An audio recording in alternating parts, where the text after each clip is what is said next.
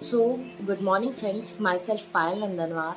आज की ये वीडियो मेरी तरह उन स्टूडेंट्स के लिए जिन्होंने CUET UG या PG का एग्ज़ाम्स दिया हुआ है, बट अब वो नेशनल फॉरेंसिक साइंस यूनिवर्सिटी के लिए जो एग्ज़ाम है NFAT उसका वेट करें, क्योंकि वो ऑलरेडी 2 वीक्स डिले हो चुका है।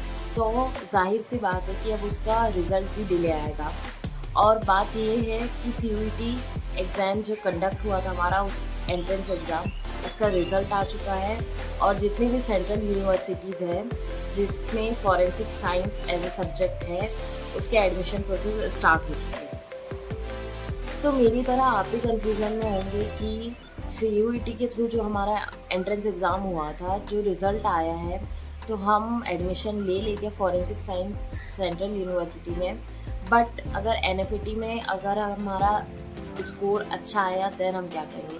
तो इसका सिंपल सा आंसर है कि एज अ बैकअप प्लान आप सेंट्रल यूनिवर्सिटी में एडमिशन ले लीजिए। इस टाइम पे ज़रूरी ये है कि अगर अच्छी यूनिवर्सिटी, सेंट्रल यूनिवर्सिटी अच्छी मिल रही है तो आप एडमिशन ले लें।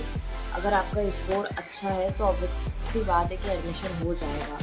और NFAT का अगर रिज़ल्ट अच्छा आता है तो आप स्विच कर लें। वहाँ से जो भी आपने सेंट्रल यूनिवर्सिटी में एडमिशन करा होगा, वहाँ से विड्रॉल करा सकते हैं। तो इन दोनों के बीच जो सबसे इम्पॉर्टेंट थिंग है, जो कंफ्यूज कराती है, कि हम लोग का जो एडमिशन में जो फ़ीस है हमारी इधर भी लगेगी उधर भी लगेगी। तो सबसे मेन चीज़ आपको देखना है कि रिफ़ंड पॉलिसी आप पर्टिकुलर यूनिवर्सिटी में जो फ़ीस दे रहे हैं तो रिफ़ंड पॉलिसी है या नहीं। तो मोस्टली मैंने जैसे सागर यूनिवर्सिटी का देखा था, DU का देखा है, BHU का देखा है, तो वहाँ रिफ़ंड पॉलिसी है। तो आप प्लीज़ वहाँ जाके चेक कर लीजिए। अगर हो तो आप एडमिशन के लिए अप्लाई कर लीजिए, क्योंकि उसकी भी डेट ऑलमोस्ट जुलाई तक के सारे एडमिशन्स ऑलमोस्ट जून तक के सारे एडमिशन्स कंप्लीट हो जाएंगे। और कल की ही डेट आई है कि हमारी जो एग्ज़ाम है NFAT की, वो 28 और 29 जून को है। तो ऑब्वियसली बात है कि उसका रिज़ल्ट भी 2 वीक तक डिले हो जाएगा।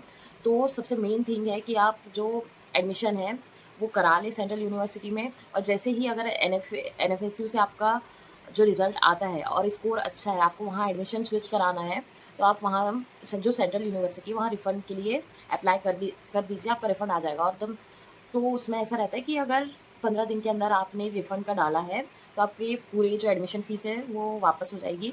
और अगर 30 दिन का कुछ डाला है तो उसमें चांसेस कम रहते हैं। तो एक बार गो थ्रू कर लीजिए साइट पे। So this is Edu Forensic signing off. All the best for your admission journey.